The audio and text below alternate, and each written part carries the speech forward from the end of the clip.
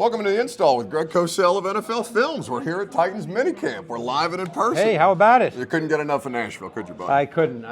And you know what? The best thing, well, not the best, but the weather was, for Nashville, it was almost balmy. Yeah. Oh, it's almost balmy. Well, they knew you were coming to town. They're going to take you. I know people been treating you right every time you get to town. Yeah. But we try to make sure the experience is palatable. I've been here when it's like 98 and humid, and that's no fun. Training camp is not too far away, bud. Don't count your chickens before they hatch. But we've been out here taking in mandatory minicamp the last couple of days. Greg flies back to Films tomorrow.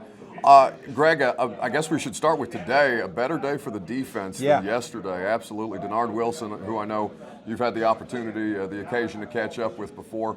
A lot of interesting pressure concepts that they were showing the quarterbacks, not just Cam.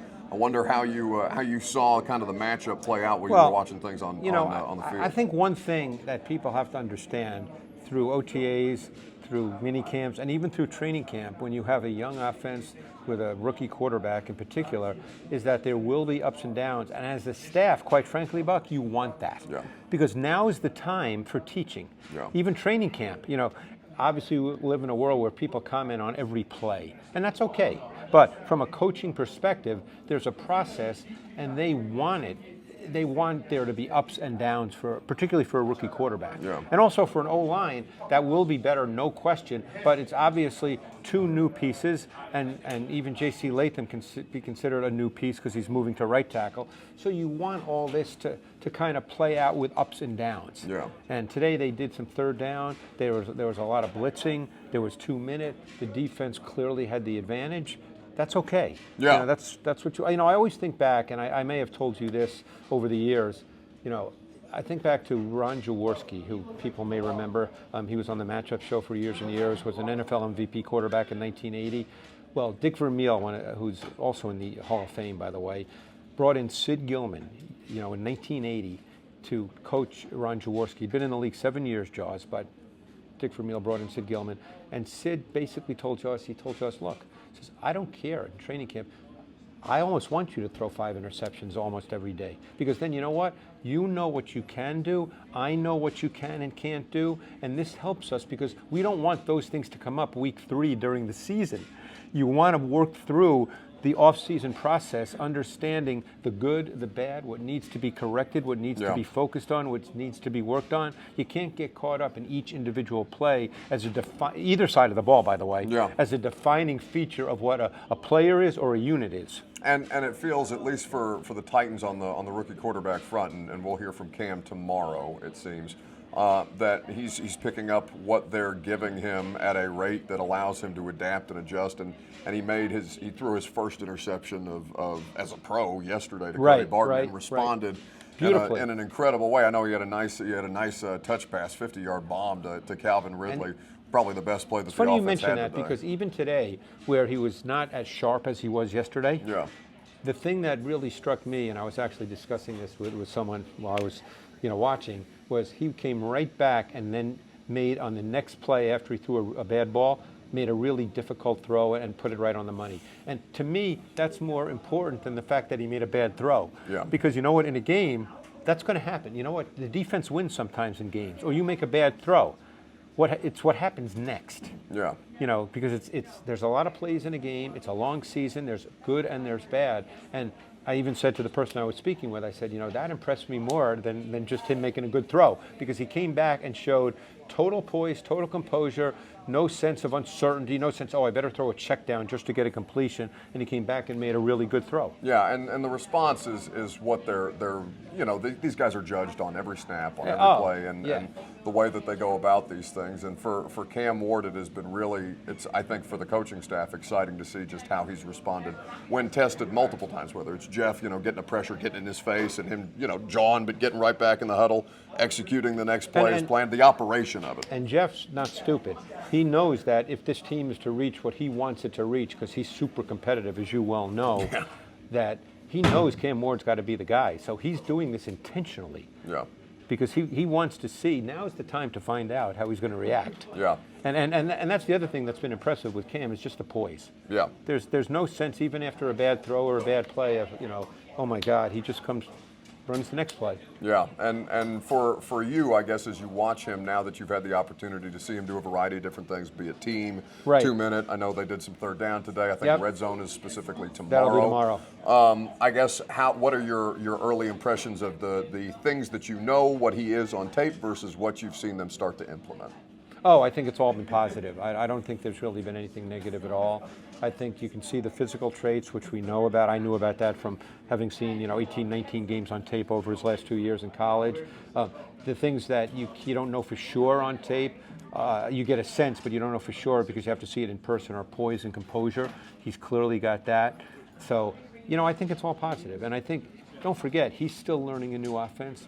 I did have a chance to have a great conversation with the quarterback coach, Bo Hardigree, and we were talking about a lot of techniques that have to be taught that he didn't really do much of in college, and that's all to be expected. This stuff has to be taught. Every position in football, there's learned traits that go beyond just physical ability. Right. So, those things have to be taught and practiced. It's repetition. It's repetitive. You just got to keep doing it and doing it and doing it. Yeah. The other thing that's been interesting, at least for me to watch, and I'm sure has been a part of your observations in these 2 days out here, is this wide receiver group has a lot of different pieces and parts. I'm fascinated by it. I would agree with you, and Alec Iamaner has been the player who's at least Yes. caught my attention the most in the OTAs and the mandatory minicamp. Again, we try not to, we preface this by saying no pads. But you're just stacking each day. All we have Right. now is what happened today. So all we're doing is talking about what's happened. So what is most interesting to you about this collection of wide receivers? Well, because there's a lot of different bodies, a lot of different types yeah, of we'll players. start with Alec Iamaner. First of all, the body type is ridiculous.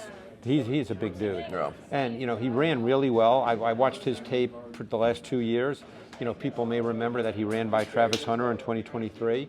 The biggest issue he had, which was a concern, and it may be one reason he dropped to the 5th round, was he had too many drops on routine throws.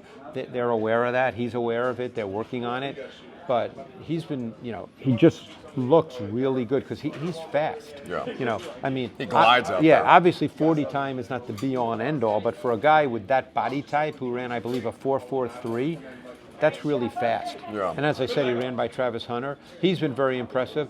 I think DK's also been impressive, and he's a guy that you can line up inside, outside. You can use him as a motion guy. Don't forget, they're just putting stuff in. This is not what everything's going to look like Right. once week 1 hits. Because they're still figuring out the deployment of those Sure. guys specifically. And, it's going to be interesting to see. Look, Ridley and the 2 rookies, Iamaner and DK, are givens. Yeah. Then, Oliver is a core special teams player. And every time he's played as a receiver, even though he's, not good enough to be your 2, let's say, he's done well. Yeah. So he's going to be here. So now that's 4 guys right there. So now you signed Lockett, you signed Jefferson, you've got Restrepo. It's going to be interesting to see how that plays out. Yeah, and how that fluctuates, right? Because Right. the Restrepo thing be an interesting practice Yeah. squad, but I think he'd get scooped up depending on. I would agree. which teams are out there and kind of churning the bottom of their roster Yeah. specifically. So not that it can't all be positive at this time of year, but there are some things to kind of consider. Sure. About where the team is at in its construction, understanding that this is still a building process. The biggest area to me, Greg, that's worth talking about for no other reason than L'Jarius Sneed is physically here, but not practicing. Right. The corner situation to me is troublesome. And it combined is. with, And they know that, by the way. with their what they currently have, all they could do to try and put together a pass rush this year, they're still Right. probably going to be left wanting at some time. They will. And, I think that, when you come in, and obviously they don't have a new coaching staff, but they have a new front office organization, they know that you can't fix everything in 1 year. It's just, it's not possible. So you try to figure out, you go into a year knowing that you've got some concerns. Maybe they won't end up being weaknesses. We don't know the answer to that as we speak today, but you've got some definite concerns. Obviously if L'Jarius Sneed cannot play at all, you'd have to say that corner, as we sit here today, would be a weakness. Yeah. They know that. They're not certain as to who's their edge rushers are right now. That's something that is they're going to work on. So yeah, it's obviously not all sunshine and flowers, but it's a new organization for the most part. They drafted the quarterback. if Ward plays really well, that's a deodorant for a lot of things if he plays really well. No question. But we'll see. I mean, there's a lot of time. There's other players that I'm sure that will be out there that get cut in training camp, and then you try to band-aid your areas that are not that you view as problems, and then you look to the next year, and that's all you can do. Which will be telling about the coaching staff too, to see how they adjust and try and help the personnel as much as humanly possible. Denard talked about that today. And the thing you have to understand, particularly with a quarterback, is you can't keep changing coaches with a quarterback, because now this is Cam Ward's first year. He's learning a brand new system, and from what I gather, he's learning it very well. You can't. No one knows how many games you're going to win or lose. That's not relevant really for a conversation right now. But you can't just then all of a sudden bring in a new coaching staff, because it's like having to learn a different language. So right now, let's say, for the sake of discussion, he's learning Spanish. You bring in a new coaching staff, next year he has to learn French. Yeah. That's the worst thing, and history shows that, by the way. That's the absolute worst thing for a young quarterback, to keep changing staffs so that he has to start. You're starting from scratch. You're starting all over. I would, my general sense is that they're cognizant of that, right, at a variety of different levels. But we're a long way off from anything that would impact those decisions one way or the other, because ultimately those things are done at the top. So right, you would like to see them do things in the best interest of the personnel. And then you have roster construction. We just spoke about the wide receivers. Yeah. I mean, do teams normally keep 7 wideouts? They don't. But then you have Oliver, who's a core special teams guy. Maybe that's what they feel they need to do if they really love Restrepo. And maybe he's inactive on game day, but they don't want another team to scoop him up. So that impacts your roster construction at another position and in another area. These are all things that remain to be figured out, that are not. They're not easy, but these are major conversations that the coaches and the front office staff have. No, it's why I think your description of the Denver game as a petri dish game is apt, just because there's so many different things that we won't have the answer to, even beyond that game. No, right? Of course that's just not. going to be the trial run of it. And that's a road game, right? That's a road so game. They're at playing Denver. a really good team that led the NFL. Was one of the best defenses, led the NFL in sacks. They're playing that team week 1 in Denver. I mean, that's not the season right there. Yeah. It's not the whole season. Yeah, it's much to your disbelief. It's not the whole season. So, anything that we didn't touch on, Greg, that you wanted to convey to the audience as far as observations on personnel or how they're going about the construction of the roster? Anything generally that we didn't get to? I would say that 2 players that I'm just talking now from a personal perspective, that just I loved watching. I mean, these guys, one is Jeffrey Simmons. I mean, and see, the thing is, as I said earlier, Jeffrey Simmons understands that Ward's the key. So, but Simmons is so competitive, and so he jabbers with him because he knows he wants to see what the quarterback is made of. He wants to get Ward understanding what it's like. Where there's adversity. Yeah. And, I remember, I'll tell you a quick story. Years ago, I was given the same opportunity, an opportunity by Mike Martz. He was the coach of the Rams at the time. And Mike Martz invited me out to training camp. And he basically, allowed me the run of the place, which was really nice of him. So, I'd be at practice, and they had a backup quarterback that some may remember named Joey Germain. And during practice, Mike is so demanding, and he would get on Joey Germain, not curse him or anything, but coach him hard, really hard. And Joey Germain ended up not making it for any number of reasons. And I remember asking Mike, I said, that's really interesting how you dealt with that. And he said, hey, if he can't handle me getting on him at practice, there's no fans, how is he going to play in front of 70,000 people? Truly, yeah. And that. I'm going back 25 years, by the way. Right. So that resonated with me, and that made still applicable. When I was watching Jeff Simmons today on the field, just going after, and he did it yesterday too, by the way.